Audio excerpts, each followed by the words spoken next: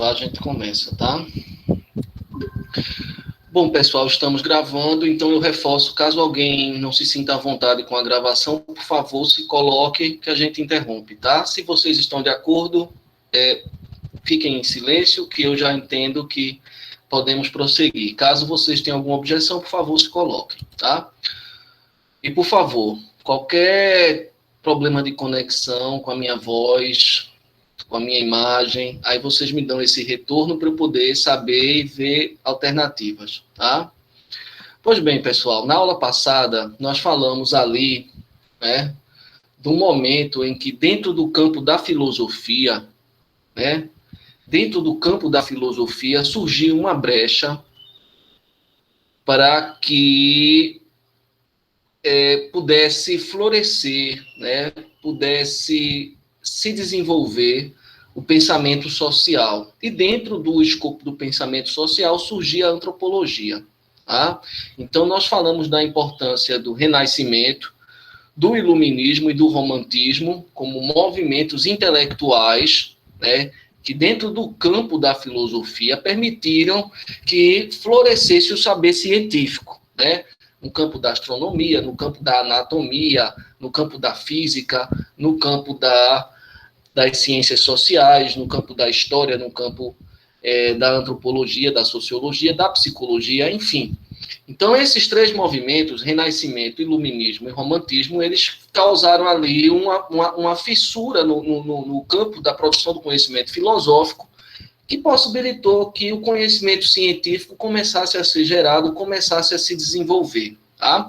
Falamos especialmente da importância do Iluminismo e do Romantismo para o surgimento da antropologia. Tá? O Iluminismo, porque era um movimento que pretendia projetar uma visão universal do homem, né? Projetar ali uma série de regras e formas de comportamento que se pretendiam universais, né? Para toda a humanidade. Tá? O romantismo, ao inverso. O romantismo foi um movimento que surgiu ali na Europa, onde hoje é a Alemanha, mas na época em que o romantismo surge como um movimento cultural e intelectual, a Alemanha não havia se unificado. Inclusive, o romantismo é um movimento que começa a pensar as particularidades da cultura, que podem ser mobilizadas, operadas como um elemento de construção de uma identidade de um povo e logo, né, uma identidade de um povo que vai requerer, né, que seja demarcado um espaço geopolítico, geográfico, uma nação. Então, a gente tem o iluminismo com pretensões universais, pensando o homem, né, o ser humano de forma universal, e a gente tem o romantismo pensando as particularidades das comunidades, dos grupos sociais. Tá? Então, aqui a gente tem o cerne o cerne do pensamento social, emergindo do campo da filosofia. Né? E o cerne da antropologia. O que é a antropologia? A antropologia é a ciência que parte do pressuposto de que há, né, uma universalidade de características biológicas e fisiológicas que nos fazem, né, nos identificarmos uns com os outros como seres humanos. Em qualquer lugar do mundo, um ser humano tem as mesmas funções fisiológicas, físicas, biológicas, mas, ao mesmo tempo, mesmo sendo seres iguais, existe uma grande diversidade cultural, uma grande particularidade cultural. Então, o romantismo dava ênfase a essa particularidade e o iluminismo reforçava essa característica universal que nos une enquanto humanos. Então, é aqui que, na filosofia, vai começar a se pensar a sociedade. Tá? Depois disso, nós vimos ali, né, propriamente o surgimento de um pensamento socioantropológico, que é com o evolucionismo biológico e social. Tá? Inspirado em Charles Darwin, a partir da década de 60, esse filósofo chamado Herbert Spencer, ele vai desenvolver o darwinismo social, né? Que é a ideia de que, justamente, nós temos uma unidade psíquica e biológica, mas, ao mesmo tempo, estamos em estágios de desenvolvimentos diferentes, né? Diferentes. né? Segundo Herbert Spencer, por exemplo, os povos nativos dos Estados Unidos, né, estavam ali, Cherokee, Quakiut, outros povos tradicionais norte-americanos estavam num estágio de desenvolvimento diferente do europeu do século XIX. Todos somos seres humanos, todos eram seres humanos, mas estavam em estágios diferentes. Então, essa é a premissa do darwinismo social. E é a partir do darwinismo social que, na filosofia, vai ser demarcado um lugar para o pensamento social, para a antropologia, para a sociologia. Tá? E, bom, a partir do darwinismo social, a gente vai ter início a uma tentativa de se afastar da filosofia e de se definir como ciência. Então, a antropologia, a partir de Herbert Spencer e do darwinismo social, a antropologia e a sociologia, as ciências sociais, vamos trazer a ciência política também, elas vão começar a se distanciar da filosofia. Tá? E dois pais fundadores das ciências sociais, duas referências fundadoras das ciências sociais, são Karl Marx e Lewis Morgan. Tá? Karl Marx é um pai fundador da sociologia e Lewis Morgan é o pai fundador da antropologia. Né? Então, a gente viu que tanto Lewis Morgan como Marx, apesar de não se conhecerem, eles trabalhavam, né, com essa ideia de evolução e desenvolvimento.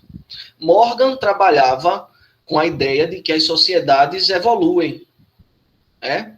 Trabalhava com a ideia de que as sociedades são compostas por seres humanos iguais, não era um argumento racista, seres humanos iguais, que têm as mesmas faculdades fisiológicas, mas que têm estágios de evolução cultural diferente. Alguns estão na selvageria, como, por exemplo, segundo Morgan, os africanos, os aborígenes australianos.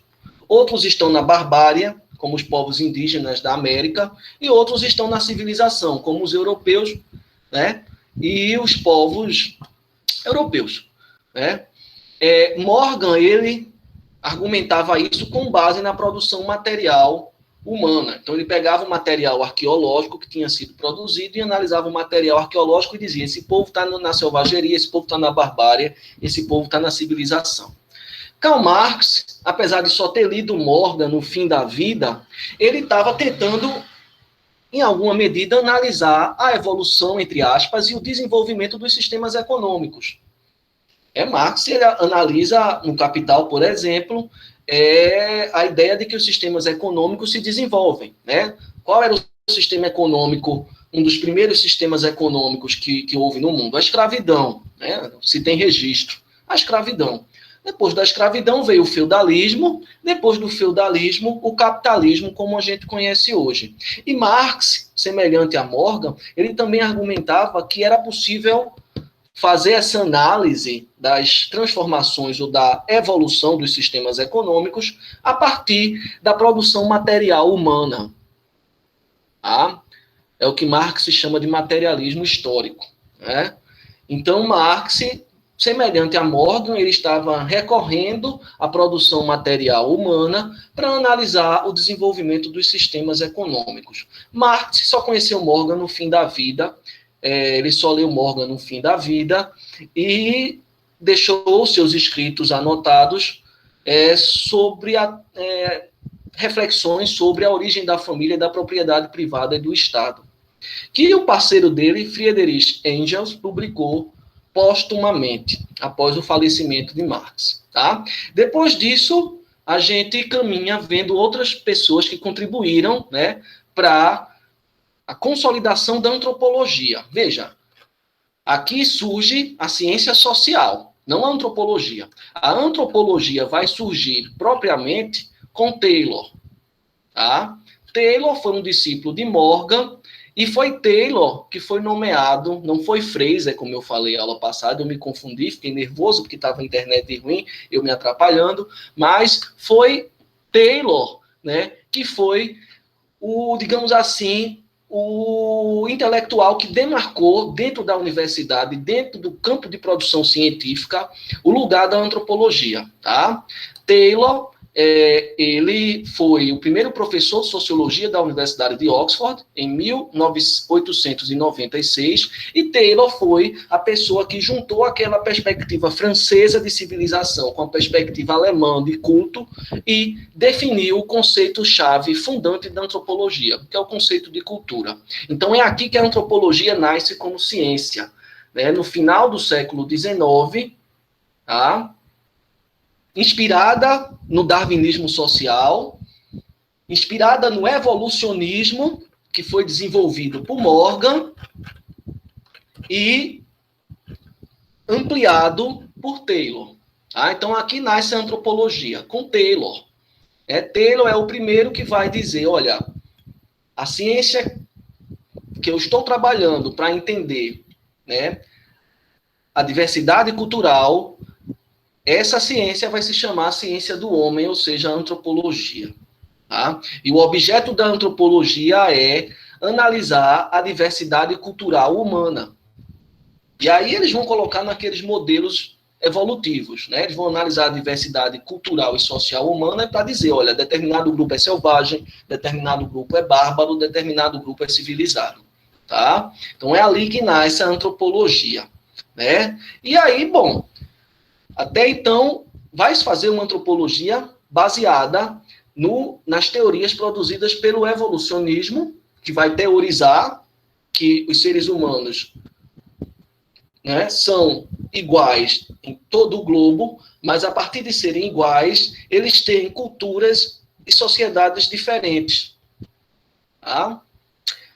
Numa crítica ao evolucionismo, a gente vai ter o difusionismo como uma perspectiva crítica ao evolucionismo. E dois principais nomes do difusionismo é o alemão Bastian e o alemão judeu Franz Boas. Né? Então, eles vão fazer severas críticas ao evolucionismo. Tá? A principal crítica que será a crítica feita por Boas. Né? Quando Taylor e Morgan dizem que todas as sociedades elas seguem uma única linha que leva ao caminho da evolução para a civilização, né? Boas vai dizer assim, olha, isso não condiz com a realidade, porque cada cultura segue caminhos diferentes. Elas trocam traços culturais, elas se transformam a partir de trocas culturais, elas deixam de existir, algumas deixam de existir, outras simplesmente trocam elementos culturais e se modificam. Então, cada cultura ela segue um caminho que não necessariamente vai levar ao mesmo lugar. E a principal contribuição de Boas, né, dentro da escola difusionista, que foi uma contribuição, inclusive, que começou que começou a separá-lo, inclusive, dessa escola. Lembrem-se que o Boas ele é uma das referências do culturalismo norte-americano, mas o Boas ele começou a produzir em diálogo com os difusionistas. E o Boas vai fazer uma crítica muito importante ao evolucionismo, de dentro do difusionismo, que é a ideia do relativismo cultural. Tá? Que é quando o Boas vai dizer, olha, essa ideia de que todas as culturas caminham para a civilização, ela é relativa. Porque cada cultura ela é civilizada em seus termos. Então, olha, essa ideia de que existem culturas que estão na selvageria, na barbárie, na civilização, ela é relativa. O que é que ele quer dizer com isso em termos práticos? Ele quer dizer com isso em termos práticos que, assim, se ele, Franz Boas, um americano de final do século XIX, for jogado numa selva, na floresta amazônica, ele vai se perder, ele vai morrer na selva, porque ele não está civilizado no sentido de ter conhecimento de um conjunto de práticas, regras e saberes que vai possibilitar que ele seguir e sobreviva na floresta. Do mesmo modo, se a gente pega um habitante da floresta que nunca viu uma cidade e joga na Paris do século XIX, ele pode ser atropelado em qualquer esquina por uma charrete, por um dos primeiros protótipos automobilísticos de um carro, etc. Então, relativismo cultural, que é uma das principais marcas do Franz Boas, que é um representante do difusionismo, trata exatamente disso. Olha, cada cultura ela é civilizada dentro das suas particularidades locais, dentro da sua história particular. Então, você dizer que uma cultura é mais civilizada que a outra, isso não se aplica, isso é relativo. Tá? Pessoal, repito, a gente está só fazendo um apanhado geral para poder continuar, porque a aula passada a internet deu problema. E aí a gente chega no ponto que a gente parou na aula passada, que são as contribuições da escola sociológica francesa. Tá? Então, a escola sociológica francesa, ela teve um papel fundamental para a antropologia e para a sociologia. Esse é Émile Durkheim, Émile Durkheim, como vocês preferirem, as duas pronúncias estão corretas.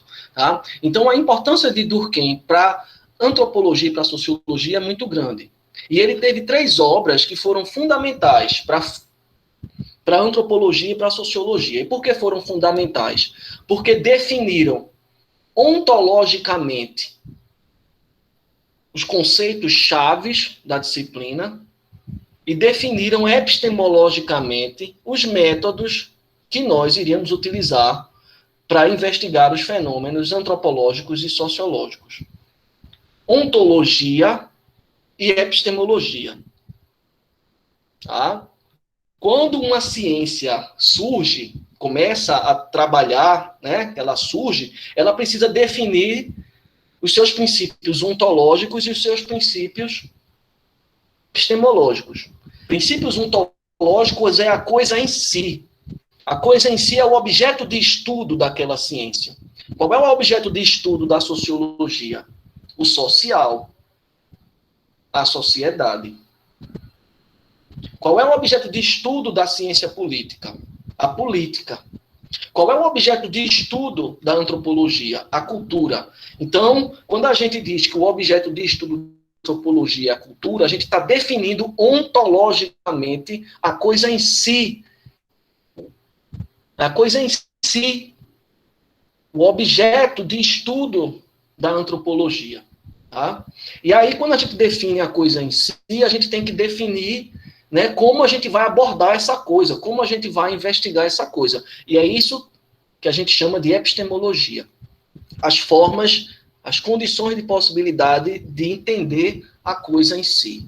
Então, por que Durkheim é tão importante? Né? Taylor, Morgan, Fraser, eles estavam ali fazendo história, mas fazendo antropologia, fazendo, né, misturando geografia com antropologia. Durkheim não. Durkheim ele vai dizer, olha, a gente precisa definir o que é da área da antropologia e da sociologia, o que é que, né, metodologicamente a gente pode, né, trabalhar. A gente não pode utilizar o método da história, a gente não pode utilizar o método da geografia, o método da psicologia. A gente tem que definir o que é a nossa ciência em si e definir formas próprias de investigação científica para estudarmos o nosso objeto de estudo, que é o social e a cultura. Então, daí a importância de Durkheim.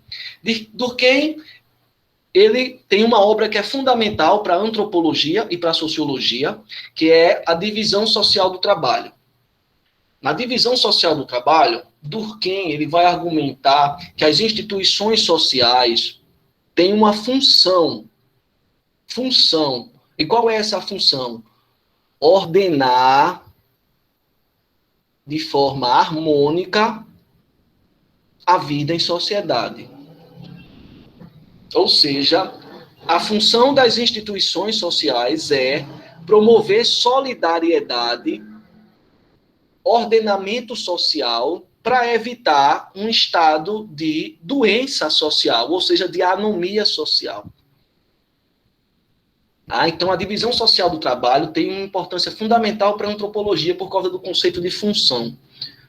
Depois de Durkheim, antropologia inglesa, né, e toda a antropologia da primeira metade do século XIX, começo do século XX, vai tentar descobrir as funções das instituições sociais. Tá? Uma outra obra de Durkheim que é muito importante é o Suicídio. Essa é bastante importante para a sociologia, mas também para a antropologia. Né? Em tudo que Durkheim vai tirar o suicídio como um objeto de estudo da psicologia, da psiquiatria, e vai trazer para a sociologia, Durkheim vai começar a mostrar as causas sociais que levam ao suicídio, crise econômica, problemas com álcool e drogas, problemas com a família. Isso tudo são patologias sociais. Então, é bastante importante para a antropologia pensar as implicações do social na saúde mental das pessoas. E esse livro, Suicídio, ele faz assim um levantamento estatístico fantástico, na época que não havia um programa de software no computador para a gente fazer estatística, feito o SPSS, ele faz um levantamento estatístico fantástico, e isso, para a metodologia quantitativa e para a sociologia, assim, foi assim, a base do surgimento, da consolidação da sociologia como uma ciência forte, uma ciência no sentido de uma ciência bastante promissora no momento em que ela foi fundada. Alguém escreveu no chat, deixa eu ver, Durkheim, ele é tio de Marcel Mauss, tá? Durkheim, ele é tio de Marcel Mauss, tá? Então, dando continuidade, que a gente não pode perder tempo, ele, junto com Marcel Mauss, fizeram um livro fantástico chamado As Formas de Classificação Primitiva. E nesse livro, As Formas de Classificação Primitiva, eles causaram uma ruptura, e eles traziam uma crítica muito dura ao evolucionismo, porque eles vão dizer assim, olha, a mesma lógica que as sociedades urbanas e industriais utilizam para classificar o mundo é a mesma lógica que os povos, entre aspas, primitivos, ou as sociedades simples, elas utilizam para dar sentido ao mundo. Bom, na aula passada a gente falou que existem diversas formas de produzir conhecimento, né?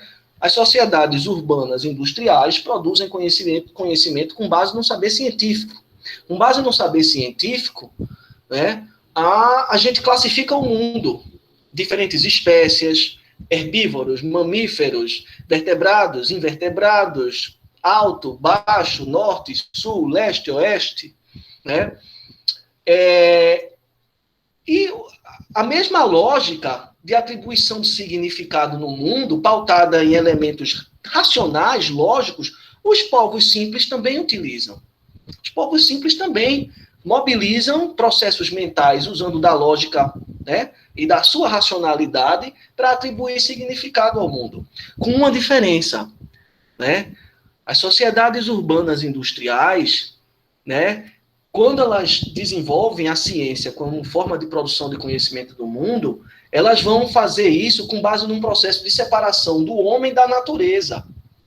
Então, no final do século XIX, começo do século XX, o saber científico ele vai separar o homem da natureza, o ser humano da natureza, e uma vez separado da natureza, o ser humano pode se debruçar sobre ela e dissecá-la, estudá-la. Os povos primitivos e simples, não. Eles partem de uma lógica de classificação do mundo em que eles são só mais uma parte da natureza. Eles são só mais uma parte nesse todo complexo que é a natureza, os astros, o universo, etc, etc, etc.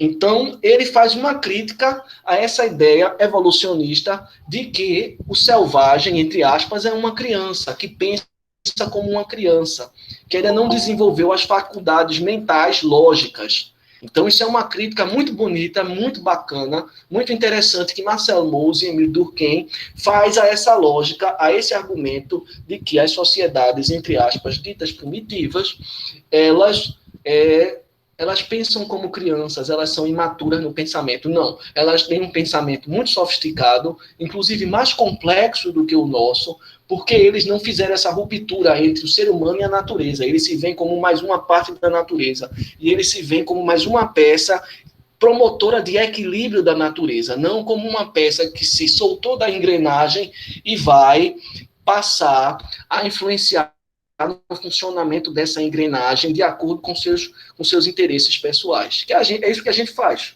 É isso que nós, seres humanos, fazemos, né? Nos separamos da natureza e passamos a dominar a natureza e a modificá-la ao nosso bel prazer, tá? Então, Durkheim, ele é importante para a antropologia, por quê? Porque ele define, né, ontologicamente, ou seja, os conceitos chaves, as coisas, os objetos de estudo, da antropologia e também define epistemologicamente as formas que nós podemos aprender, né, a sociedade, a cultura, que é as metodologias adequadas para se investigar a vida em sociedade e as diferenças culturais. Tá? Então, ele é importantíssimo, o Émile Durkheim. Tá? O Émile Durkheim e o seu sobrinho Marcel Mauss. Tá? E, bom, Émile Durkheim e Marcel Mauss não fizeram trabalho de campo, mas eles mobilizaram uma série de intelectuais para fazer trabalho de campo e trazer dados de campo para que eles pudessem refletir, né? E um discípulo da Escola Sociológica Francesa, aluno de Marcel Mauss, tá? O Marcel Griel, ele coordenou essa missão aqui, a missão da Carte de Djibouti, que foi uma missão que teve como objetivo, né, desbravar a África e coletar o maior número de informações sobre a cultura africana, isso como uma estratégia de possibilitar uma dominação mais eficiente por parte da França. Tá? Como vocês sabem, ali em 1870, 1871, houve a Conferência de Berlim, foi quando a Alemanha se unificou e toda a Europa foi lá traçar uma estratégia de dominação da África. Né? Vamos dividir a África, né? E a desculpa era essa, né? Já que nós somos civilizados e os africanos são selvagens, vamos dividir a África, né? E a gente vai lá na África ensiná-los a como se tornarem civilizados. Então, foi mais ou menos essa lógica. Foi mais ou menos essa lógica, não, mas foi esse o contexto do imperialismo na África que a antropologia, a produção de conhecimento da antropologia começou a ser utilizada. Então, a gente hoje tem esse mito, né? Se criou essa narrativa, esse mito e essa história de que a antropologia serviu a essa empresa colonial do século XIX, que foi essa empresa movida pela Europa, né, para colonizar e dominar a África.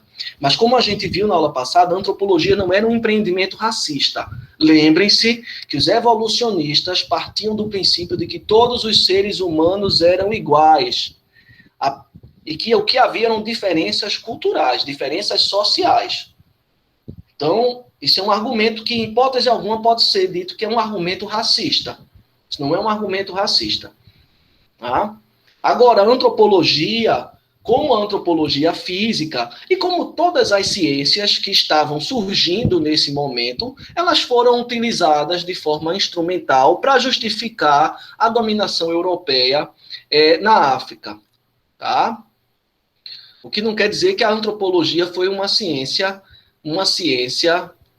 racista. Tá? Tem até um livro muito interessante, né, dessa missão da Carte de Djibouti, que foi escrito pelo antropólogo que fez o papel de secretariado dessa missão, Michel Leiris. Michel Leiris, ele fez o diário do campo dele, registrando tudo o que acontecia na missão da Carte de Djibouti, e ele foi muito crítico. O diário de campo dele é um diário muito forte. Eu tenho ele ali, não vou pegar agora não, mas não faz sentido mostrar aqui para vocês. Mas o Michel Leiris, ele fez críticas muito fortes. E quando ele chegou na França, no Museu do Trocadero, para apresentar esse diário de campo dele, ele foi execrado, foi muito criticado, porque trazia ali pontos muito sensíveis. E só hoje esse livro ele entrou no rol dos livros que são publicados, são livros. O livro ficou escondido durante um tempo porque mostrava esse lado obscuro de você estar em outro país pegando objetos, roubando objetos, enganando pessoas para conseguir informação. Enfim, era uma época que não se tinha um código de ética. Né? Hoje em dia a gente faz ciência pautada num código de ética. Hoje em dia eu não posso chegar em outro país, roubar um objeto e levar para um museu, senão eu posso ser preso. Tem toda uma série de procedimentos éticos, direito internacional, que regulam a produção de conhecimento, a aquisição de objetos, a coleta de dados, quando a gente trabalha com pessoas. Nessa época não havia. Tá? E por fim, pessoal, a gente tem Weber, que contribuiu muito para a antropologia, tá? O Weber, ele se inspirou na hermenêutica, que é uma perspectiva metodológica. Quem é religioso sabe, a hermenêutica é a ciência que estuda os textos antigos, os textos sagrados, etc. e tal. Então, o Weber, ele foi buscar na hermenêutica os argumentos, né, científicos para compreender e interpretar o ponto de vista de uma cultura, de uma pessoa, ou então dos documentos produzidos por essas pessoas. Então, Weber ele teve uma influência muito grande na antropologia, porque o Weber ele estava tentando identificar as motivações por trás das ações individuais e a maneira como um determinado modo de agir pode fazer sentido para os indivíduos em determinado grupo. Tá? Então, a gente vai ver isso muito no Malinowski. Tá? Malinowski ele se inspirou muito nessa perspectiva de Weber, chamada individualismo metodológico, que é justamente tentar entender as motivações por trás dos sujeitos quando eles estão agindo. Então, o Malinowski ele vai chegar a campo e vai tentar entender por que ele está agindo daquele modo. Deixa eu perguntar a ele por que ele agiu daquele modo, o que ele pensa que ele está fazendo através da ação dele. Então, a gente aqui já tem duas perspectivas que a gente pode comparar. Né? A gente tem o Émile Durkheim e o Karl Marx, numa perspectiva de que os indivíduos eles não agem, não têm ação, os indivíduos eles são fantoches para as instituições sociais, ou seja, os indivíduos, tudo que eles fazem é por causa das instituições sociais. Os indivíduos eles não têm ação, eles agem por meio das instituições. São as instituições que fazem ele agir de determinado modo. Já Weber é diferente. Weber parte do princípio de que, mesmo com as instituições sociais coagindo os indivíduos a agir de determinado modo, os indivíduos conseguem brechas para agir diferente do que as instituições pregam, inclusive para mudar as instituições. Tá? Isso é uma discussão muito, muito interessante, muito atual nas ciências sociais, e a gente pode ver nos dias de hoje. Tá? A gente comentou sobre isso na aula passada, a questão dos atletas LGBTQI+, né? Durante muito tempo, as instituições sociais, o esporte enquanto instituição social, ela não permitia que os atletas se transformassem, adotassem um gênero diferente do seu sexo biológico, e depois de alguns indivíduos no campo do atletismo começarem a requerer direito, hoje a instituição social, né, esporte, ela já tem ali, dentro do seu código de ética, normas que permitem a ascensão de atletas transgênero, por exemplo, atletas LGBTQIA+. Então, essa discussão é uma discussão muito atual, né? Esse debate individualismo metodológico, que é pensar a dinâmica social a partir dos indivíduos, versus holismo metodológico, que é pensar as dinâmicas sociais a partir dessa força que as instituições sociais, religião, política, exercem no indivíduo para que ele haja de determinado modo. Tá? E Weber vai influenciar bastante a antropologia, especialmente a antropologia interpretativa do Clifford Geertz, que vocês vão ver em Antropologia 2. Tá bom? Então, com isso, pessoal, a gente encerra a nossa primeira aula, que deveria ter encerrado semana passada, tá? E a gente encerra fazendo essa reflexão sobre o contexto em que, dentro do campo de produção de conhecimento da filosofia, foi possível surgir um argumento, né, socioantropológico, e a partir disso, né, foi possível que a antropologia e a sociologia se libertassem da filosofia e surgissem, junto com outras várias ciências, ali no final do século XIX, começo do século XX, surgissem como uma nova proposta de produção de conhecimento sobre os seres humanos, sobre o comportamento humano em grupo e sobre a diversidade de comportamentos humanos em grupo. Tá? E agora a gente vai ver, né, antropologia propriamente dita. Sinara, eu não entendi, mas no direito está claro, porém o cotidiano é bem diferente. Se você Professor, quiser falar um pouquinho, por favor, por favor. professor, eu me referia à sua fala com relação à instituição do esporte, né? Sobre o processo de inclusão dos LGBTQI+, e aí eu, por extensão, já envolvo as questões que envolvem raça também. No dia a dia, apesar da Constituição também, isso está muito bem tipificado nas leis ordinárias, extraordinárias, etc., o respeito e a necessidade de inclusão das comunidades, no dia a dia, esse cotidiano é bem diferente, é bem distinto. Então, desde falas de figurões, né, de pessoas públicas, da política, até, lamentavelmente, do próprio direito, dos poderes de forma geral, né, poder executivo, legislativo, judiciário, apesar desse cabedal que nós temos de leis, a prática cotidiana não se apresenta a partir dessa inclusão, lamentavelmente. E, por vezes, nós acompanhamos pelas redes sociais, pela TV, pelos jornais, etc., pessoas que têm sido vítimas em estádios de futebol, em situações desportivas das mais diversas, né? Na natação, no vôlei, no basquete, no futebol masculino, feminino, pessoas que são claramente e abusivamente expostas a algum tipo de preconceito dessa natureza. Então, me parece que o direito ele não é suficiente para prover uma mudança social. Eu acho que a gente ainda tem que caminhar muito no sentido de as práticas sociais serem, portanto, mais inclusivas. Perfeito, Eu talvez Sinara. não alcance mais isso, mas espero que as próximas gerações consigam alcançar um pouco disso. Era só essa Perfeito. contribuição, professor.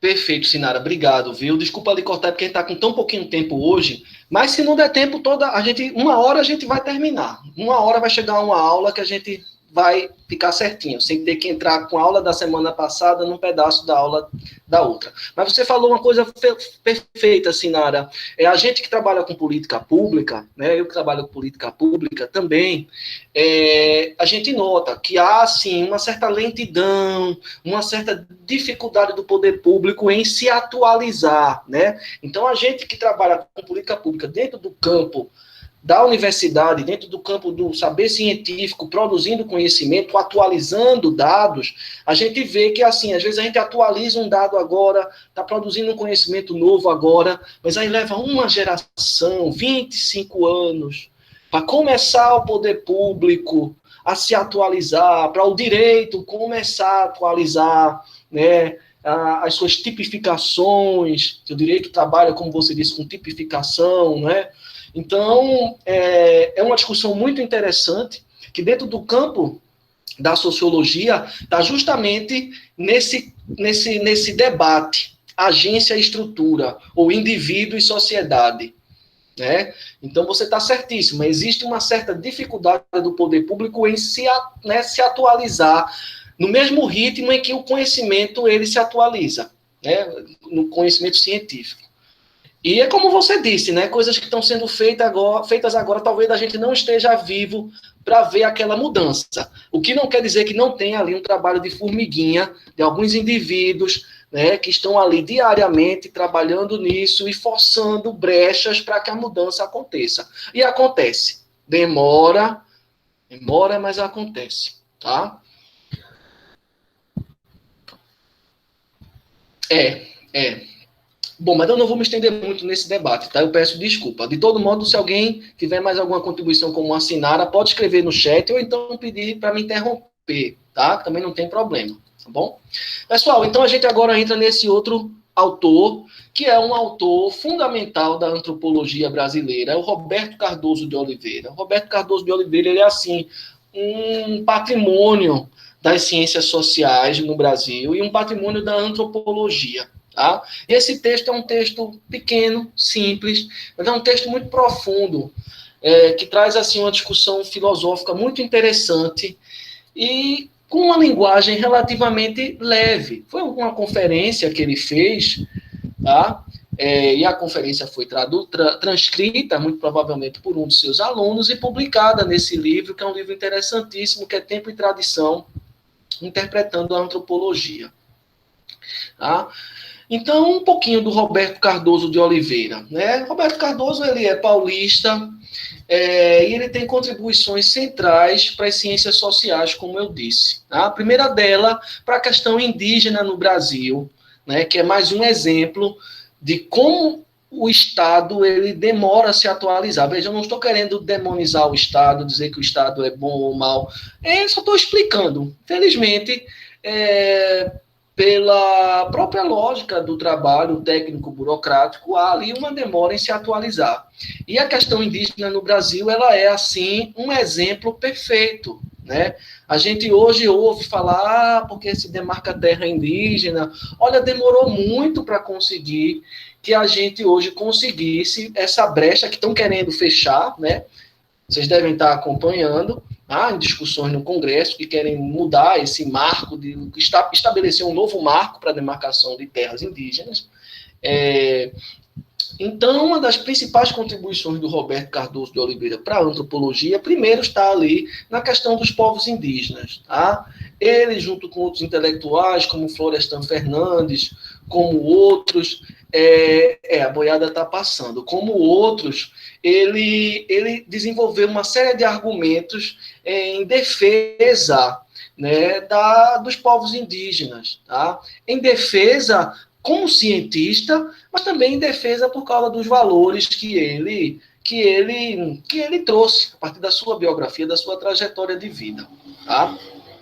Uma outra contribuição do Roberto Cardoso de Oliveira é justamente em lançar luz, né, a novos desafios, novos problemas relacionados à antropologia. Esse texto traz isso de forma muito clara. Né? Esse texto ele está tentando pensar, né, como uma disciplina que nasce na Europa, né, ela pode se desenvolver num país como o Brasil, que era um laboratório para os antropólogos pensarem a antropologia. Veja, o Brasil era uma colônia de Portugal. O Brasil era um laboratório para se aplicar a escravidão, um laboratório para se aplicar teorias raciais, para se aplicar eugenia, um laboratório, enfim. E como é que, assim, uma ciência, né, que surge na Europa, né, que nos faz como um laboratório, como é que essa ciência se desenvolve no Brasil? A gente tem que encontrar uma personalidade própria para a antropologia que se faz aqui. A gente não pode produzir a antropologia com os mesmos conceitos, a mesma lógica das metrópoles. A gente até pode, mas a gente precisa caminhar para uma identidade própria. Em outras palavras, até quando a gente vai ficar produzindo dados para os europeus interpretarem e construírem a nossa história? Então, o Cardoso de Oliveira ele tem essa contribuição também, número 2, em tentar, né, produzir um novo aparato teórico e metodológico para a gente pensar os nossos problemas, como ex-colônia.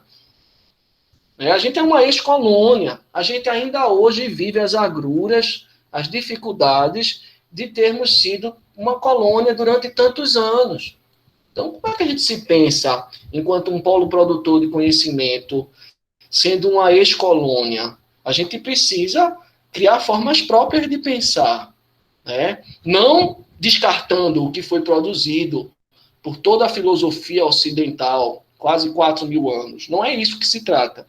Pensar formas autônomas de pensar. Né? Que a gente possa utilizar isso, mas que a gente crie também formas autônomas de pensar. E ele tem contribuições não só teóricas, mas também metodológicas, como eu disse, nesse sentido. Tá? E Roberto Cardoso é muito interessante porque ele não é formado assim em ciências sociais como vocês vão ser, depois vai fazer um mestrado, um doutorado em antropologia. Ele veio da filosofia. Então ele tem uma bagagem filosófica bastante grande. Tá? E ele dialogou muito com Florestan Fernandes, de quem ele foi aluno. Tá? Esse é o bom e velho Florestan Fernandes, um outro ícone, patrimônio das nossas ciências sociais. Né? Florestan Fernandes, ele teve ali, ele teve, porque infelizmente ele faleceu, mas ele ainda deixou frutos, ele tem ali um papel central para as ciências sociais. Pessoal, essa data aqui é do doutorado dele, tá? Não é da vida dele. É do doutorado do Roberto Cardoso de Oliveira, sob a orientação de Florestan Fernandes. E a tese dele tentava pensar, né, como os povos indígenas estão entrando na sociedade de classe. Veja, a sociedade de classe é a sociedade urbana industrial, né, a organização do trabalho, e os povos indígenas, os Terena, nessa época, década de 60, eles não estavam acostumados com o trabalho assalariado, com a sociedade de classes, era outra lógica. Então, veja que é uma tese que ele está vendo justamente, né, as transformações pelas quais o Brasil está passando, especialmente na questão indígena. É o nome do centro acadêmico da gente, daí, do ICS, Florestan Fernandes. Tá?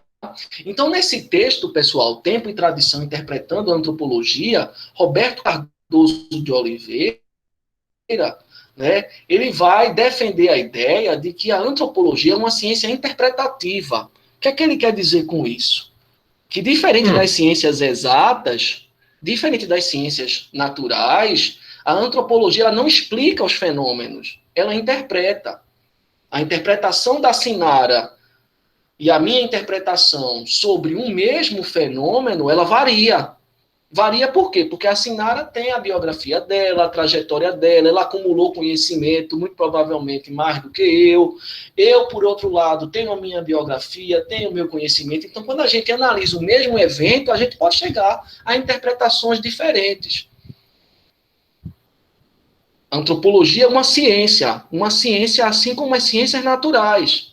A antropologia ela tem um método que vem lá de Aristóteles, pautado na observação do fenômeno, na classificação do fenômeno, na análise do fenômeno, mas aí, por fim, diferente das ciências naturais, ela não vai explicar o fenômeno, ela vai interpretar. E aí está a diferença da antropologia em relação às outras ciências. Né? As ciências humanas e a antropologia, elas são diferentes das ciências naturais, justamente porque na aplicação do método de observar, classificar e analisar, quando ela vai concluir, ela não vai explicar o fenômeno, ela vai interpretar. A gravidade, ela é a mesma. Em Plutão e aqui. Se você soltar um lápis em Plutão, ele vai cair. Se você solta um lápis em Plutão e na Terra, ele cai por causa da gravidade. Talvez em Plutão leve mais tempo para cair do que aqui, mas ele cai. Tá? Então isso não muda. Quando a gente vai estudar física, a física ela vai observar, classificar, analisar e explicar. As ciências humanas ela vai observar, classificar, analisar e interpretar. Tá? Então, esse texto é muito interessante porque Roberto Cardoso de Oliveira está argumentando que a antropologia é uma ciência interpretativa, hermenêutica, que tem como meta, né, conseguir um grau de compreensão de si, estranhando a si mesma e aos seus métodos, ontologias e epistemologias. Eita, complicou agora, né? Pessoal, qual é a base epistemológica da antropologia? Estranhar, né?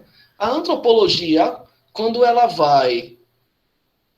O antropólogo, quando ele vai até o outro, entrar em contato com o outro, ele vai estranhar o outro.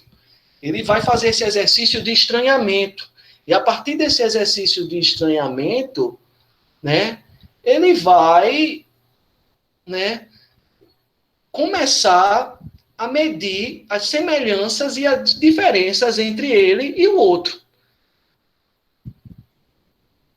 Tá? E o Roberto Cardoso de Oliveira, ele está propondo que a gente utilize essa mesma estratégia que a gente usa quando vai a campo, né? De estranhar o próximo, estranhar o distante, tornar familiar, tornar estranho. Ele vai sugerir que para a antropologia do Brasil, a antropologia brasileira, né? Desenvolver ali um olhar autônomo sobre si, ela precisa estranhar a si mesma. Que a antropologia brasileira ela precisa se estranhar a si mesma, né? Se ver, tentar se ver, não com essas lentes europeias que vieram para cá, mas com as lentes que nós mesmos precisamos produzir. Então, ele está propondo que a gente utilize esse exercício antropológico, interpretativo, hermenêutico, na gente mesmo, na nossa própria ciência, que é a antropologia. E fazendo isso, a gente vai poder pensar nossos princípios ontológicos e nossos princípios epistemológicos. E aí, mais uma vez, ontologia, a coisa em si, ou seja, os conceitos, as definições e os princípios básicos do objeto de estudo de determinado campo científico. No caso da antropologia, né, ontologicamente falando, qual é o princípio ontológico da antropologia? Né? A cultura, a coisa em si da antropologia é a cultura. A gente vai analisar a cultura, né? E aí, uma vez que a gente define a coisa em si, ou seja, o nosso objeto, o nosso conceito-chave, né? A gente precisa definir como a gente vai analisar a coisa em si. E aí é onde entra a epistemologia, que são as formas de apreensão da coisa em si. Ou seja, o método científico. Os nossos métodos para analisar a cultura e a diferença cultural. Tá? E aí o método científico, como eu já disse, que é pautado nessas quatro categorias, né? Observação, classificação, análise e interpretação. Tá? Então, Roberto Cardoso está propondo que a gente faça esse exercício de auto-estranhamento, de auto-reflexão, para que a partir disso a gente possa repensar nossas ontologias, ou seja, nossos conceitos e objetos de estudo, e para que a gente possa também pensar nossa epistemologia, ou seja, os métodos que nós temos de analisar o nosso objeto de estudo, os nossos conceitos, tá bom? Então, esse texto ele vai tratar exatamente disso, tá? De como a antropologia brasileira ela precisa se repensar, de como a antropologia brasileira ela tem que romper com esses paradigmas, romper não no sentido de descartar, mas romper com esses paradigmas que foram exportados, na verdade, estranhar esses paradigmas que foram exportados, para que a gente possa pensar em estratégias teóricas e metodológicas próprias, de acordo com a nossa realidade, de país que foi colonizado, de país que não conseguiu implementar o capitalismo, né? É o que os colegas da sociologia chamam de capitalismo tardio, né? Vocês já devem ter ouvido falar nas aulas de sociedade brasileira, tá? Então, é isso que o Cardoso de Oliveira está argumentando, que a antropologia ela está acostumada a estranhar o outro, estranhar o seu grupo de estudo, mas não está acostumada a estranhar a si mesma, justamente por ser alicerçada nesses ideais do saber científico europeu, iluminista, do romantismo. Então, a gente precisa se distanciar um pouco desses ideais, nos voltarmos para nós mesmos e procurarmos, né, uma identidade própria. Tá? Bom, então o autor vai iniciar sua argumentação de forma bem didática, bem básica, se perguntando o que é antropologia. Tá? Então, é essa ciência que estuda a diversidade dos modos de pensar, de viver, de agir no mundo dos outros. Para além disso, A antropologia, ela é a ciência que estuda a base epistemológica do estranhamento do outro para pensar e estranhar a si mesma, e assim atualizar as suas bases ontológicas e epistemológicas. Eu não sei se vocês já tiveram, já adquiriram ali a perspicácia intelectual para perceber isso. A ciência política, a sociologia e a antropologia, elas são ciências sociais, mas a antropologia atual, as grandes contribuições teóricas e metodológicas dela vêm da etnografia, que é esse exercício de autorreflexão. A gente analisa o outro, ao mesmo tempo para pensar a gente mesmo. Então, a antropologia, diferente da sociologia, diferente da ciência política, ela é uma ciência que ela está sempre se auto-refletindo, se auto-questionando. Tá? Então, o que o Roberto Cardoso de Oliveira está chamando a atenção é para isso, para esse traço da antropologia, que é uma ciência que ela, em seu próprio nascimento, especialmente ali depois do Malinowski, ela é uma ciência que ela tem produzido conhecimento refletindo as suas próprias bases de produção de conhecimento. Tá? Então, a partir desse argumento, Roberto Cardoso de Oliveira, ele vai convidar a gente para fazer um exercício de aplicar as próprias categorias da antropologia para estranhar a si mesmo. E aí ele vai fazer uma piada, né? Brincar aqui, ó. Vamos pensar então a tradição científica como um culto e a ideia de paradigma como um mito, para a partir daí a gente refletir as nossas bases teóricas. Se a gente olhar direitinho, a ciência, cara, a ciência não tem nada a ver com religião, né? Religião é uma forma de produzir conhecimento. Ciência é outra forma de produzir conhecimento. Religião produz conhecimento com base no dogma, que é uma verdade que não se questiona, você aceita. A ciência não. A ciência produz conhecimento justamente questionando a realidade. A ciência produz conhecimento a partir da experiência empírica, que é a experiência do ser no mundo, e depois de um processo posterior de racionalização dessa experiência. E o que move a ciência a produzir conhecimento é a dúvida. Tá? Então, ele brinca com isso, né? Mas e se a ciência, enfim, ele começa a fazer uma brincadeira com isso, que talvez não seja nem interessante a gente tentar focar nessa brincadeira dele, mas ele começa a brincar, não, e se, né, porque o antropólogo, por exemplo, quando estuda as religiões, ele vai ver as manifestações, né, de determinada religião como um culto a determinado Deus, a determinado objeto, etc. e tal.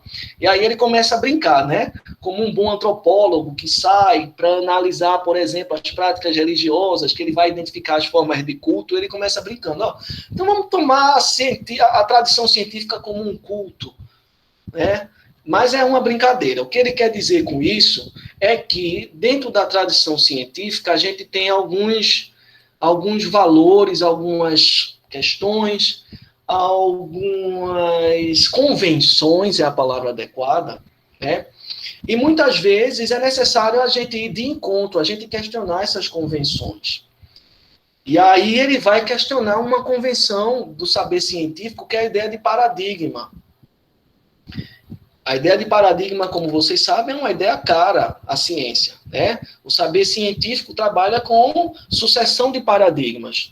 Por exemplo, houve na história da humanidade o paradigma geocêntrico, né? Pensado por um intelectual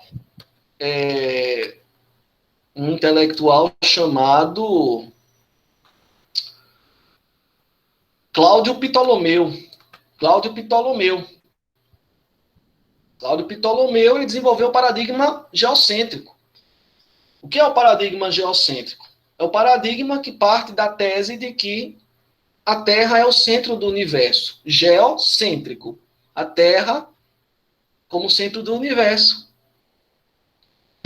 E aí depois Copérnico vai dizer, olha, a tecnologia evoluiu, eu agora consigo produzir uma lente que me permite ampliar a imagem que eu tenho do universo, e eu estou observando que, não, a Terra não é o centro do universo. O centro do universo é o Sol.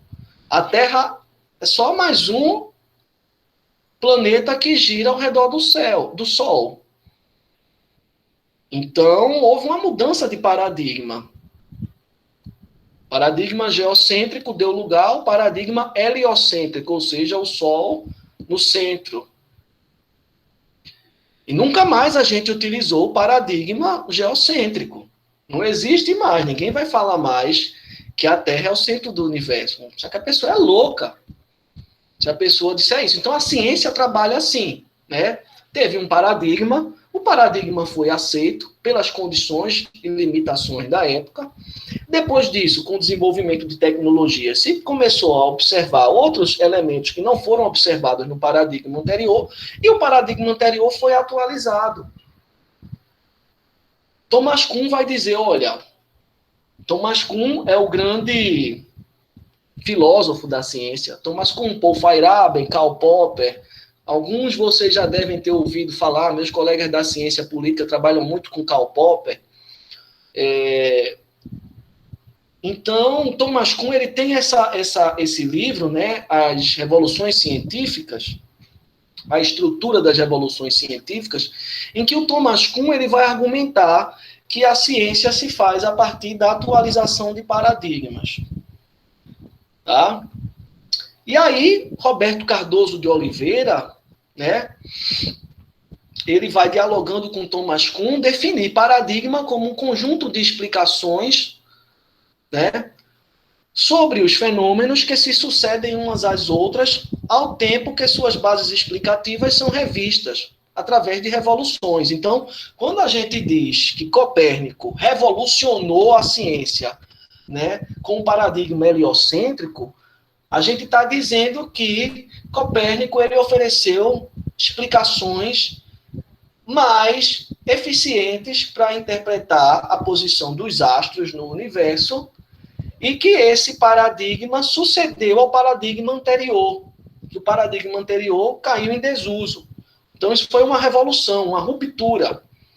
É isso que o Thomas Kuhn chama de paradigma, ou seja, explicações sobre um determinado fenômeno que sucedem às outras através de revoluções científicas. Então, o paradigma é uma explicação sobre determinado fenômeno.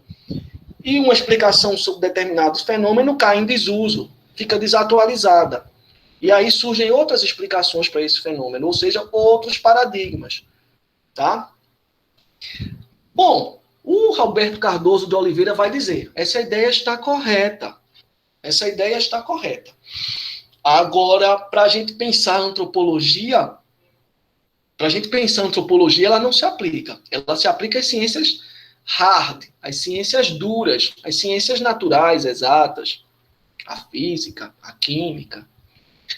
Para a antropologia, quando a gente olha, a gente não vê um paradigma sucedendo o outro. Hoje mesmo existem os neoevolucionistas, antropólogos que trabalham com a perspectiva evolucionista atualizada.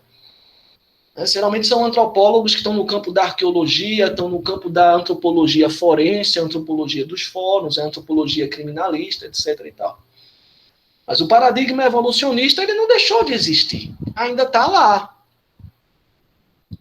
O difusionismo enquanto paradigma ainda é utilizado por alguns antropólogos europeus que também trabalham dentro da arqueologia.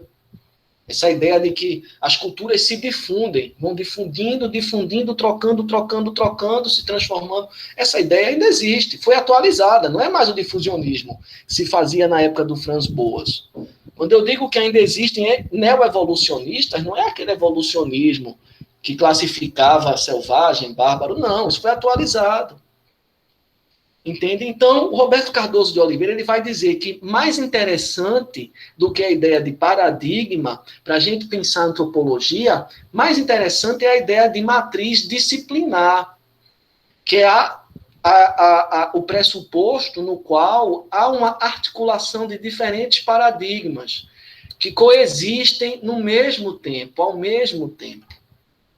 Então, a partir disso, né, Roberto Cardoso de Oliveira ele vai apresentar aquele quadro com as diferentes matrizes do pensamento antropológico, tá?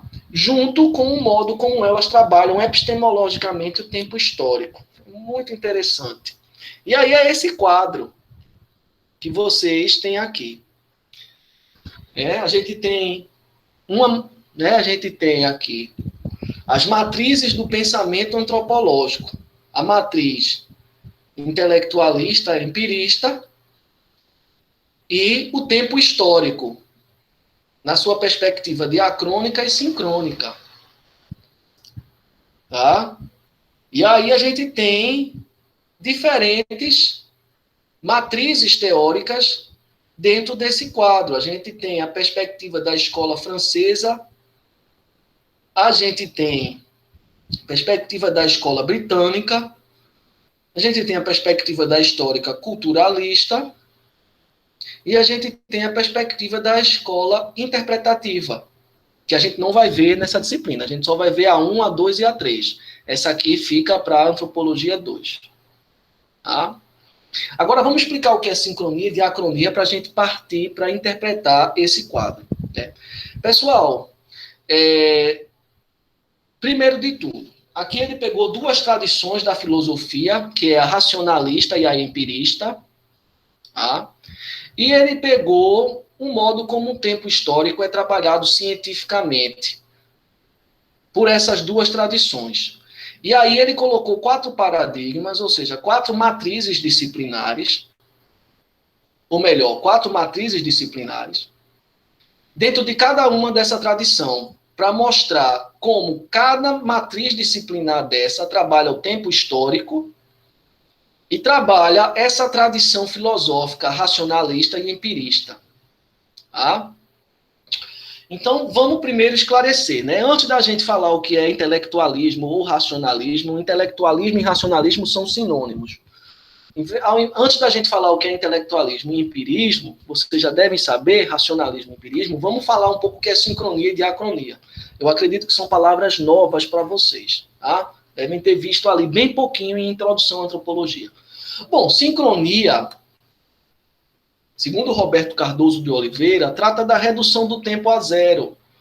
Ou seja, vai tirar a coetaneidade do grupo estudado do tempo histórico do pesquisador.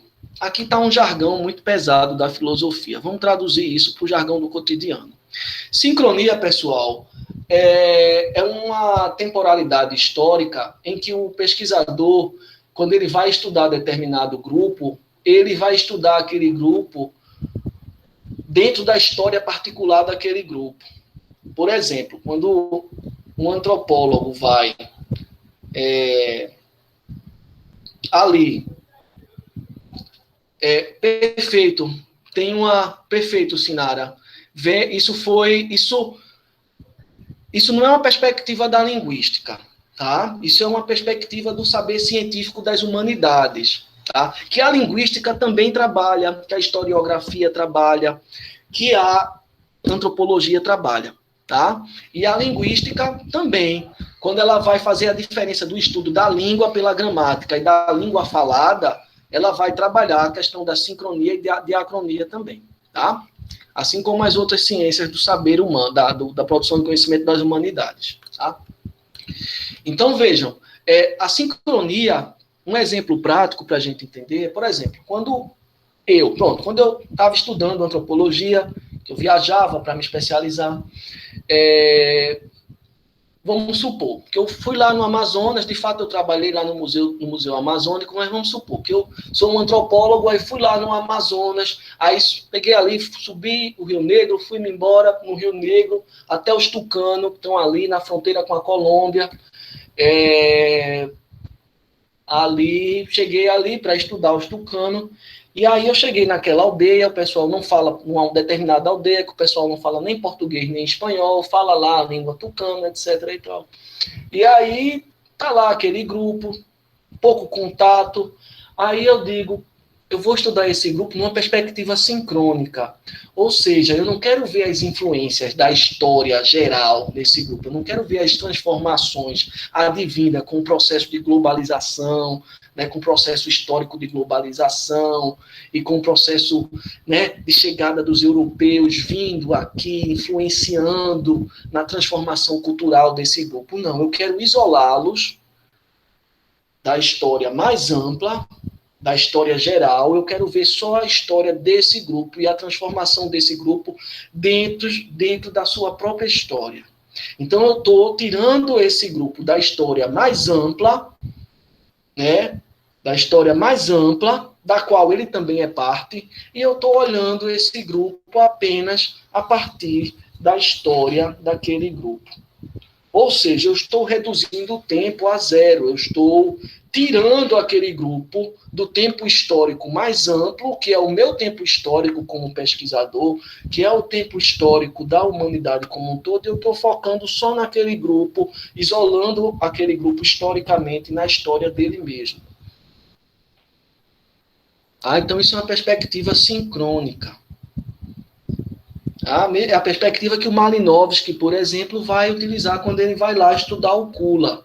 O Malinowski, ele chega lá nas Ilhas Trobriand e está ali. O pessoal já está trocando dinheiro com os traficantes de pérola, com os ingleses que estão lá. O pessoal já está ali num contato intenso com a colonização que está ali. Mas Malinowski, ele não vai olhar para a colonização, ele não vai olhar como os trobriandeses estão se apropriando do dinheiro, da moeda, não. Malinowski vai isolá-los daquela temporalidade mais ampla, que é o tempo da colonização, das transformações, e vai estudá-los como se eles estivessem fixos no tempo, como se eles fossem isolados do tempo e das transformações históricas mais amplas.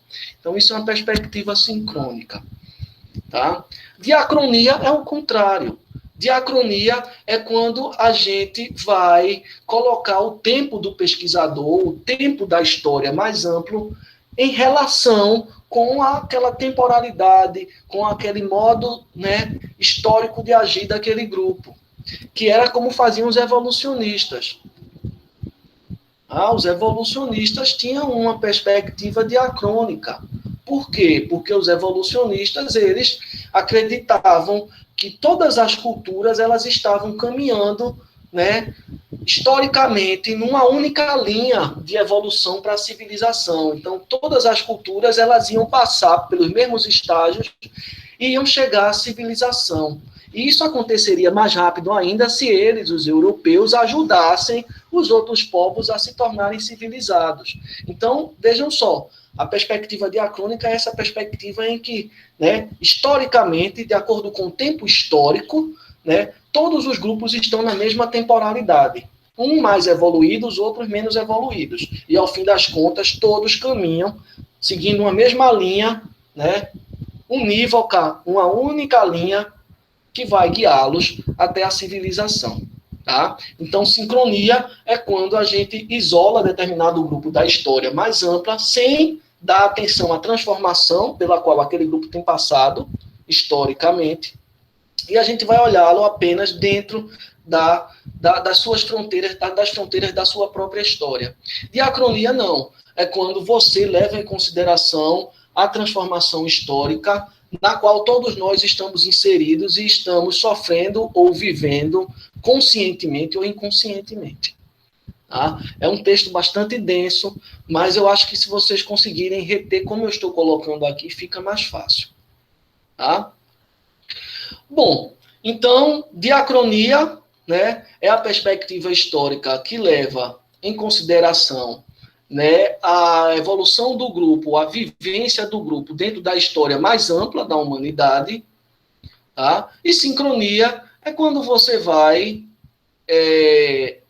isolar aquele grupo na sua própria história, para entender restritamente as suas dinâmicas culturais, tá? E aí a gente tem, né, agora que a gente já definiu o que é diacronia e sincronia, a gente tem que definir o que é racionalismo e empirismo. Bom, pessoal, racionalismo, uma corrente filosófica que teve início lá na Grécia Antiga, com Platão, tá? E o racionalismo, ele é uma corrente filosófica que tem como principal representante René Descartes, né? Renato Cartesius, René Descartes. E qual é a ideia do racionalismo? É de que nós já temos ali algum conhecimento inato nas nossas faculdades cognitivas. Tá? Por exemplo, a gente sente dor porque a gente já tem um conhecimento prévio inato do que é a dor. Então, a gente sente dor. Coisa boba, né? Mas é isso. Dito em poucas palavras, o racionalismo, ele parte da ideia de que, ele parte do princípio de que nós temos ideias inatas. E que à medida que a gente cresce, que a gente vive, essas ideias vão se externalizando.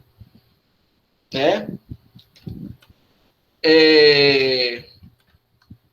Fica mais fácil da gente entender quando a gente fala de empirismo. O empirismo é o contrário. O empirismo, que tem um dos principais defensores, John Locke, contratualista, que vocês estão vendo em ciência política, provavelmente, o empirismo é a doutrina filosófica segundo a qual todo conhecimento ele advém da experiência. A gente só sabe que o fogo queima quando a gente bota a mão no fogo e sente dor. Então, a gente vai começar a refletir, né? Que o fogo é perigoso, que a dor é incômoda, impede a gente de trabalhar. Então, para os empiristas, nenhum conhecimento é inato. A gente não conhece previamente a dor. A gente só conhece a dor de uma queimadura, especialmente, quando a gente se queima. E aí é que a gente começa a pensar sobre ela. Tá? Hoje em dia, a gente sabe que nem o empirismo está certo e nem o racionalismo está certo. Ou seja, nem o conhecimento se produz de forma inata, porque a razão ela é anterior ao indivíduo, e nem o conhecimento se produz só com a experiência do mundo. É uma junção dos dois. O conhecimento ele se produz quando a gente experiencia o mundo, a gente bota a mão no fogo e descobre que o fogo queima, e a gente começa a raciocinar, racionalizar a dor, a queimadura, o fogo. Então, a gente precisa da experiência e depois a gente precisa racionalizar a experiência para poder produzir conhecimento. A gente não produz conhecimento nem na razão pura e nem na experiência pura. Né? Essa crítica começou a ser desenvolvida por um filósofo chamado Immanuel Kant, num livro chamado Crítica à Razão Pura, que ele está fazendo uma crítica ao racionalismo e está enfatizando que o conhecimento não se produz só pela razão, tampouco só se produz pela experiência. O conhecimento humano ele é produzido num jogo entre experiência e razão. Tá? Então, voltando ao nosso quadro, nós temos duas tradições filosóficas que deram origem ao pensamento científico, que é a tradição racionalista ou intelectualista e a tradição empirista. Os empiristas acreditavam que o conhecimento era fruto da experiência. E os racionalistas acreditavam que o conhecimento era fruto de uma razão prévia, inata, que vai se desenvolver no indivíduo à medida que ele vai, né, desenvolvendo as suas capacidades cognitivas no próprio processo de crescimento.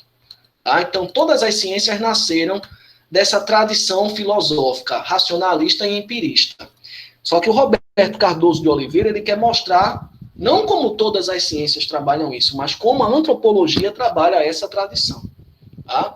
E sendo a antropologia uma ciência humana, que involuntariamente, ou sim, vai ter que lidar com a temporalidade histórica, ele vai querer ver como a antropologia, né, ela surge em meio a essa tradição e como, surgindo em meio a essa tradição, ela vai trabalhar, né, de formas diferentes a temporalidade histórica, o tempo histórico. desenvolvimento do tempo.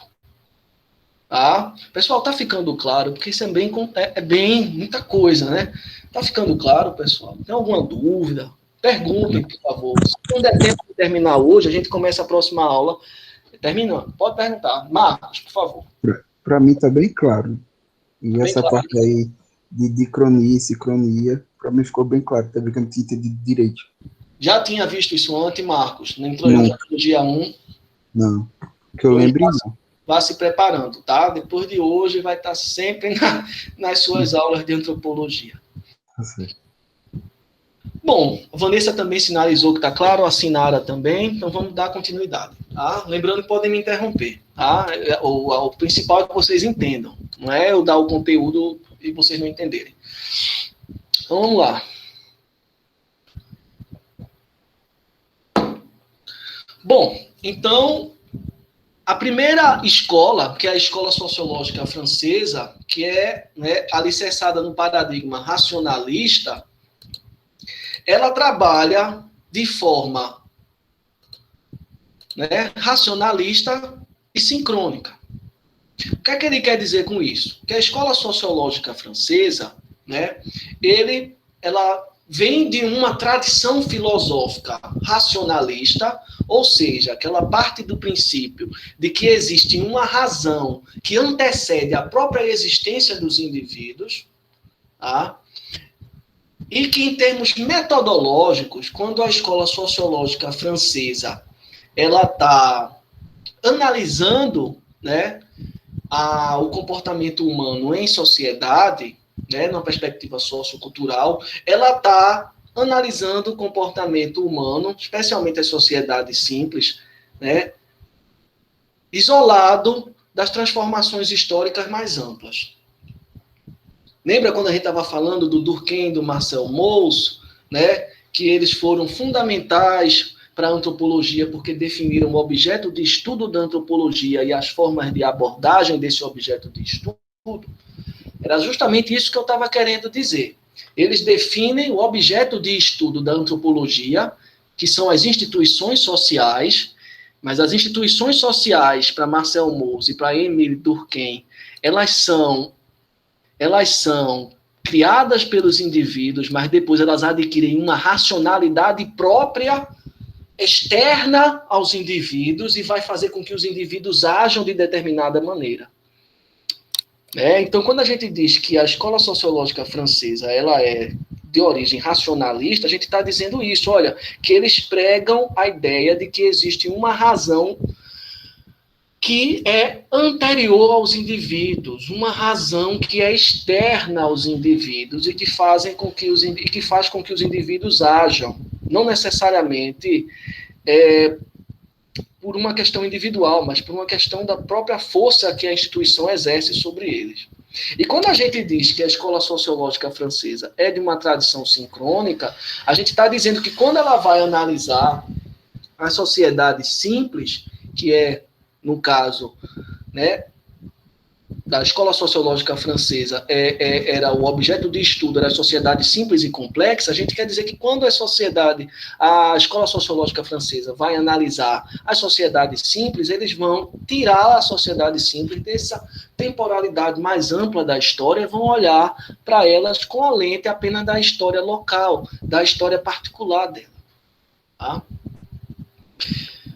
Vamos ver o que é que o Cardoso de Oliveira diz, né?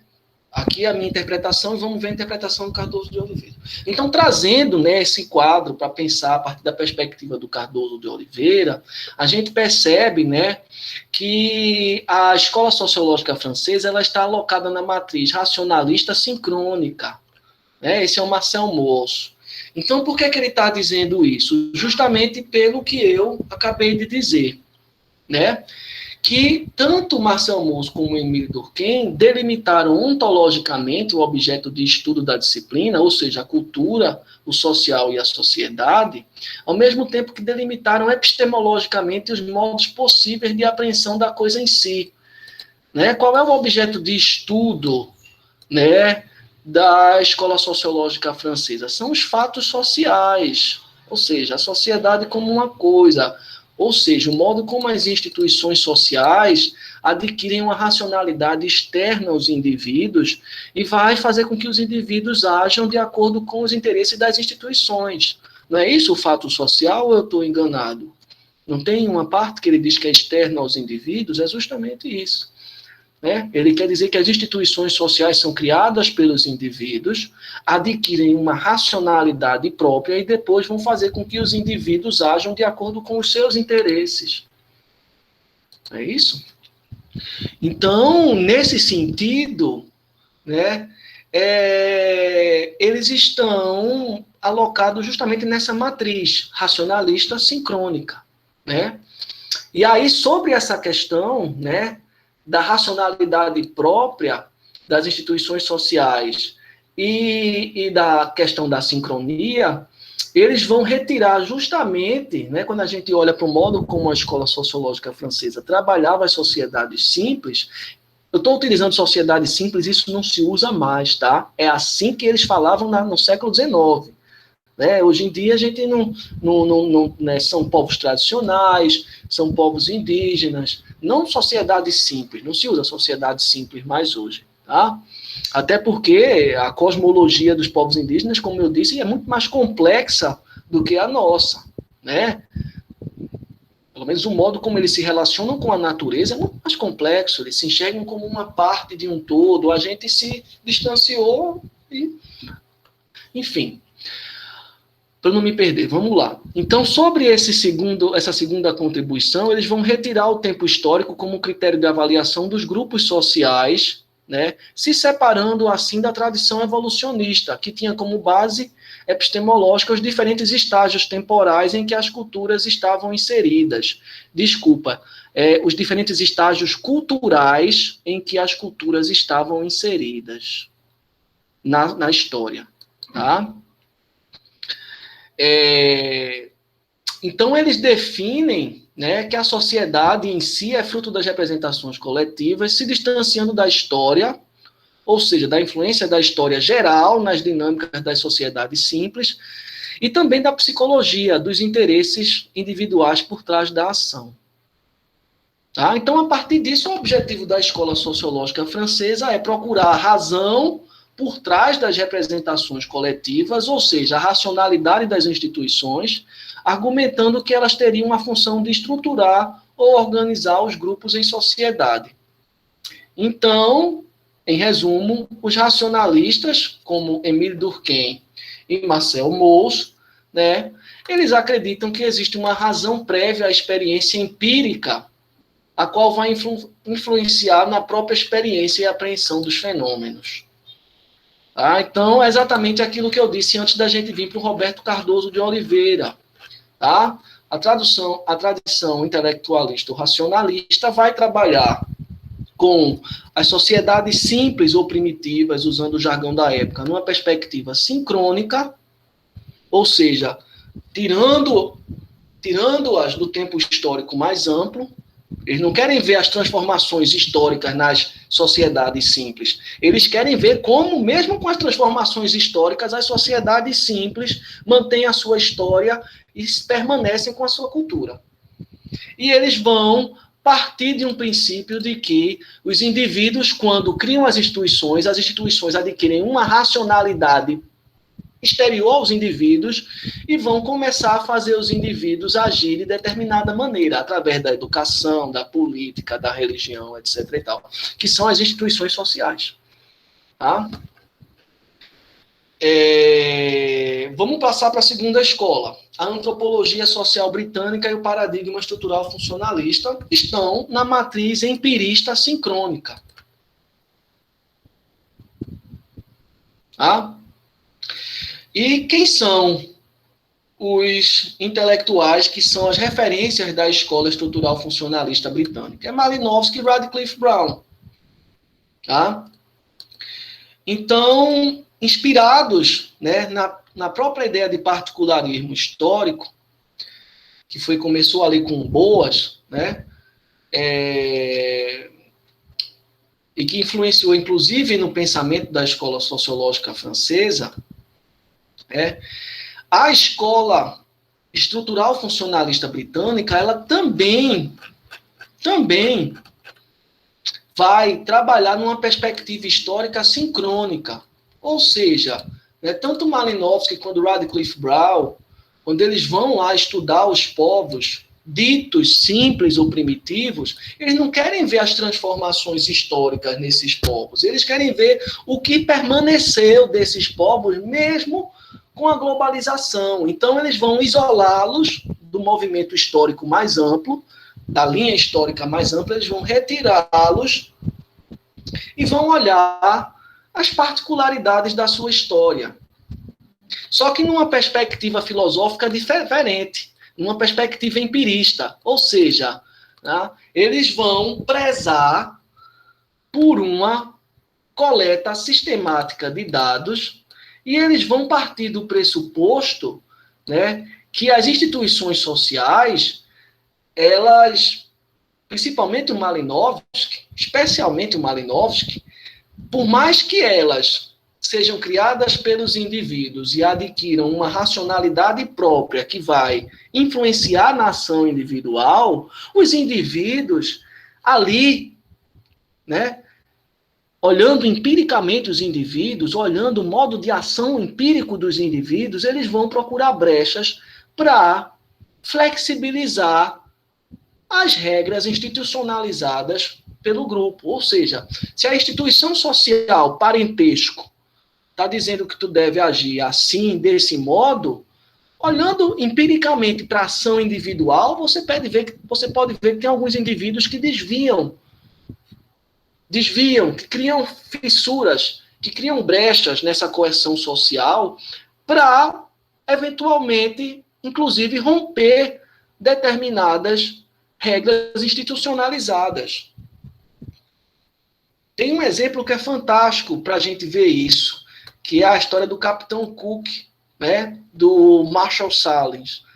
Quando o Marshall Sahlins, que vem de uma tradição britânica também, mas estrutural, funcionalista, mas ele se afasta dessa tradição, quando ele vai começar a ver que alguns indivíduos, ou alguns grupos dentro de uma sociedade, dentro de uma cultura comum, olhando ali empiricamente, alguns grupos, alguns indivíduos, eles vão começar a forçar mudança nas estruturas, e as estruturas, as regras, né,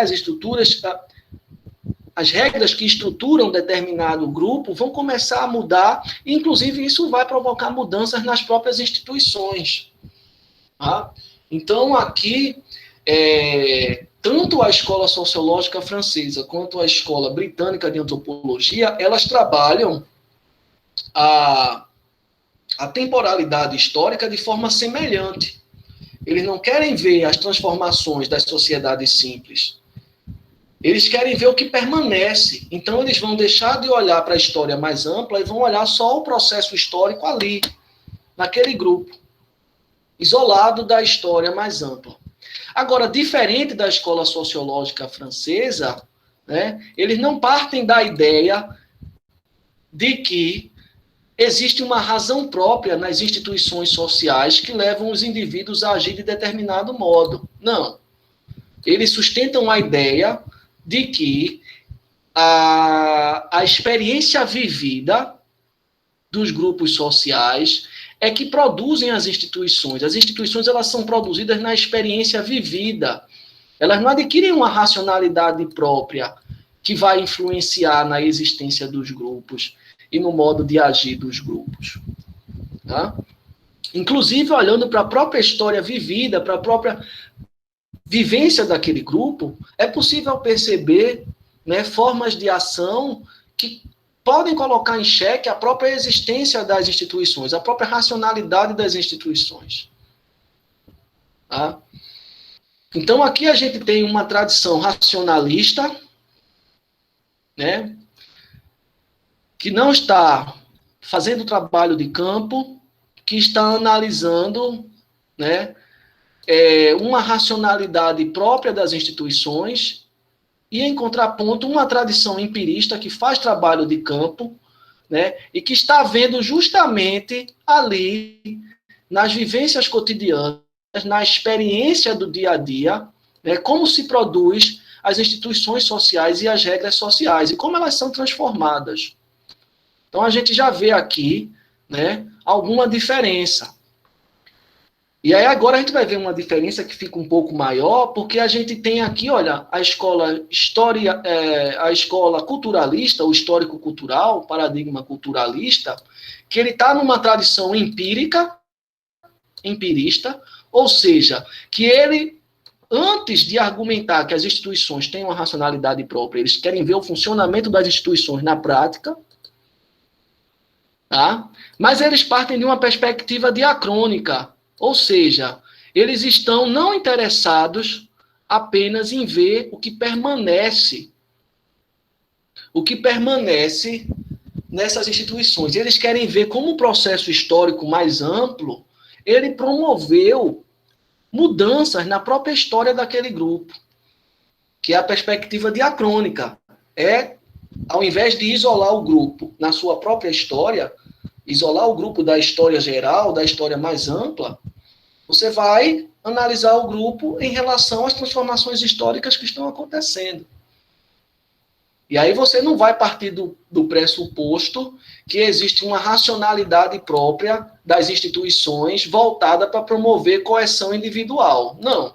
Existe um processo histórico mais amplo, influenciando em transformações socioculturais do grupo e influenciando, inclusive, nas próprias instituições que estruturam as regras de convivência daquele grupo. Tá? Isso fica muito claro quando a gente vai ler os textos de Margaret Mead, por exemplo, da Ruth Benedict. Ruth Benedict tem um livro muito interessante, que é O Crisântemo e a Espada, né, em que ela foi contratada pelo governo norte-americano para analisar a cultura japonesa.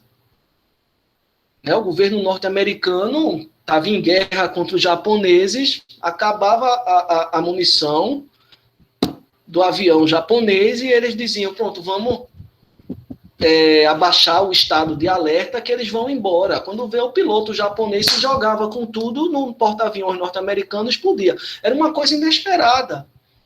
Que isso tem a ver, inclusive, com a cultura samurai, de você se matar pela honra, de você não se entregar.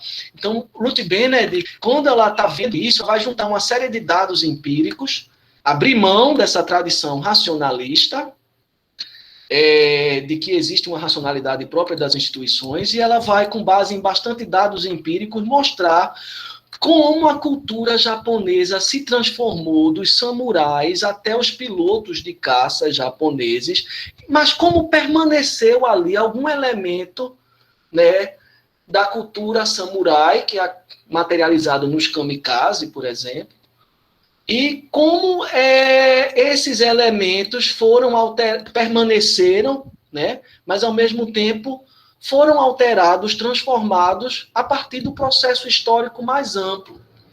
Então, é uma escola também que tem como característica, né, uma forte base de coleta de dados empírica. Ela fez esse estudo com base numa coleta rigorosa de dados empíricos, a Ruth Benedict, que é uma das representantes do culturalismo, do paradigma culturalista, e a partir disso ela fez um jogo ali, né, uma perspectiva diacrônica para entender as transformações pelas quais a cultura japonesa passou até chegar nos kamikaze, jogando seus aviões no exército norte-americano, ou quando eram capturados, se suicidando sem fornecer informação para o exército norte-americano.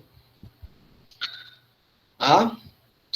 E, por fim, a gente tem o paradigma interpretativo, paradigma hermenêutico e a antropologia interpretativa, que ela tem uma perspectiva filosófica racionalista e que ela tem uma forma de lidar com a temporalidade histórica diacrônica.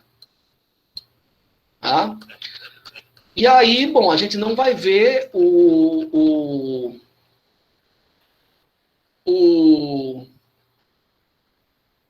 a gente não vai trabalhar com essa escola, tá? A gente vai trabalhar com a escola, com essas três escolas, a culturalista, a estrutural funcionalista e a escola sociológica francesa, mas aí a gente vai falar um pouquinho sobre o interpretativismo.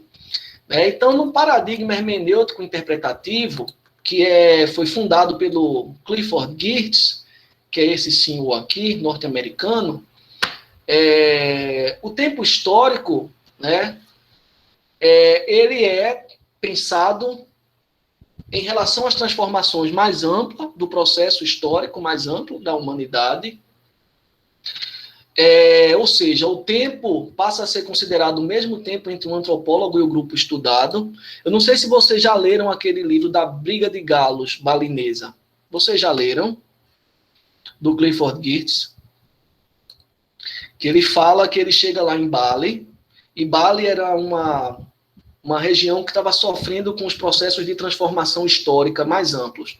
Então ele já começa a etnografia dele dizendo: eu cheguei em Bali e os balineses odiavam os ingleses, os americanos, tudo, porque eles já estavam sofrendo muito com as transformações históricas mais amplas. Então ele já começa dizendo isso, ou seja, uma perspectiva diacrônica. E aí ele vai assistir uma briga de galos, ninguém fala com ele, ninguém dá informação para eles, porque para eles, os balineses, é só mais um gringo que quer roubar as terras dele. E aí o Clifford Geertz vai assistir uma briga de galos, e aí bate a polícia, e ele corre, todo mundo corre, e ele corre. No que ele corre, os balineses veem que ele é feito eles, que ele também tem medo da polícia, que ele também sofre com a polícia e com as leis dos colonizadores, desse processo histórico mais amplo, que está lá, influenciando na dinâmica cultural balinesa, de Bali. E aí é quando os nativos de Bali começam a considerar o Clifford Geertz um amigo e começam a contribuir com a pesquisa do Clifford Geertz. E aí o Clifford Geertz ele tem uma sacada muito interessante. Né? Por que ele é um racionalista? Por que ele é um intelectualista e não um empirista? Ele não faz trabalho de campo, ele não coleta dados, mas ele coleta dados e ele tem um argumento muito interessante. Geertz ele propõe que para interpretar a cultura é preciso escrever a cultura, transformar a cultura em texto.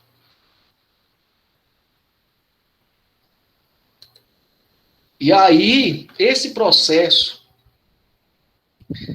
de você observar a cultura, escrever a cultura num texto, e depois você interpretar a cultura, isso é um processo de racionalização.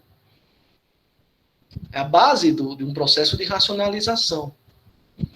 Né? Porque você, por mais que você tenha tido toda a experiência empírica de coletar dados, né, o Geertz ele vai dizer que para você fazer uma boa interpretação antropológica da diversidade cultural, você precisa escrever esses dados. E aí, quando você escreve esses dados, você faz um processo semelhante ao que a psicologia faz. Né? A psicologia, como é que ela faz para promover a cura, a catarse? Ela faz com que o paciente ele conte a sua história. E a partir do momento em que ele vai contando a sua história, o psicólogo vai escrevendo, e depois, nesse processo de contar a sua história, o psicólogo escrever a sua história, você vai induzindo o paciente a racionalizar a sua experiência. A racionalizar. O paciente vai falando, você vai anotando, aí você pontua a sua anotação, o que você escreveu, o paciente reflete, racionaliza, conta mais um pouco, escreve, racionaliza. Então, esse procedimento de transformar a cultura num texto escrito, né, e posteriormente racionalizar esse texto escrito, é o que faz, na perspectiva interpretativa, uma perspectiva que trabalha com a dinâmica diacrônica do tempo, ou seja, tanto o pesquisador como o grupo estudado estão inseridos na mesma temporalidade histórica, ao mesmo tempo que faz do interpretativismo uma escola que tem uma tradição intelectualista, ou seja, racionalista. Tá? que parte do princípio de que o texto etnográfico, ele induz, né, ele tem ali um tipo de racionalidade própria. Ele te permite ali, né, racionalizar todo o material que foi coletado em campo. Eu diria mais, eu iria além do Cardoso de Oliveira, e eu diria que o paradigma interpretativista, ele está aqui. Ele está aqui, entre a tradição racionalista e a tradição empirista. Porque esse processo de escrever a cultura requer que você faça uma rígida coleta dos dados. Depois que você coleta os dados, você escreve sobre esses dados, que você, né, tem ali uma racionalização dos dados. Esse processo de racionalização, ele está muito vinculado ao que você, a uma tradição empírica. Então, eu iria além do Cardoso de Oliveira. Ao invés de colocar a antropologia interpretativa aqui, na tradição racionalista, eu colocaria a antropologia interpretativa aqui, na tradição empirista e racionalista, utilizando a temporalidade histórica numa perspectiva diacrônica.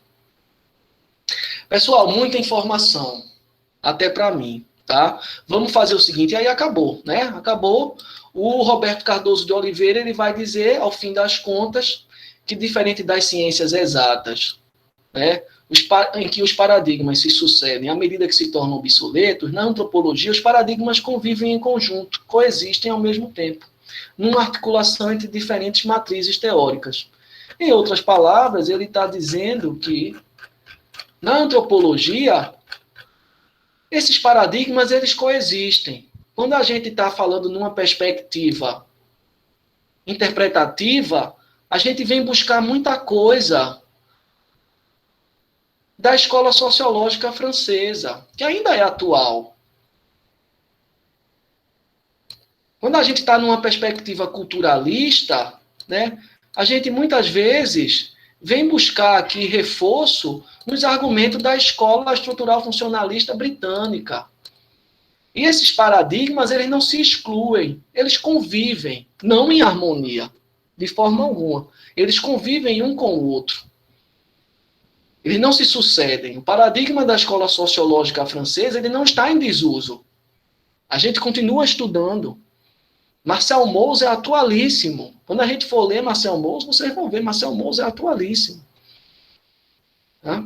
A gente hoje está discutindo o modo como a gente constrói a nossa identidade, né, a partir de elementos de outras culturas. Marcel Mauss foi quem começou a discutir isso, num ensaio intitulado A Noção de Pessoa, como a gente se constrói enquanto pessoa, como a gente mobiliza elementos de outras culturas, de outras relações, para se construir como pessoa. Então, no fim das contas, a conclusão que o Roberto Cardoso de Oliveira chega é que, diferente das ciências naturais, que um paradigma sucede o outro, na antropologia, um paradigma vai atualizar o outro e eles vão conviver, tá? Eles vão se tornar matrizes disciplinares, convivendo ao mesmo tempo. Pessoal, muita informação, tá? Eu vou encerrar por aqui. Vou parar a gravação, mas não saiam não, que eu quero conversar com vocês um minuto. Pronto.